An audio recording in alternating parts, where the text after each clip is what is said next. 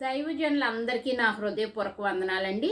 ఈ వీడియోలో మనము దేవుని దృష్టిలో జ్ఞానం అంటే ఏంటి, దేవుని దృష్టిలో వివేకం అంటే ఏంటో మనం తెలుసుకుందామండి. యోబు గ్రంథంలో 28వ అధ్యాయంలో 28వ వచనాన్ని మనం ధ్యానం చేద్దామండి.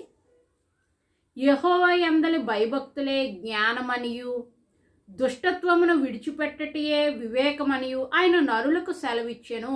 సో ఎవరండి దేవుని దృష్టిలో జ్ఞానవంతులు?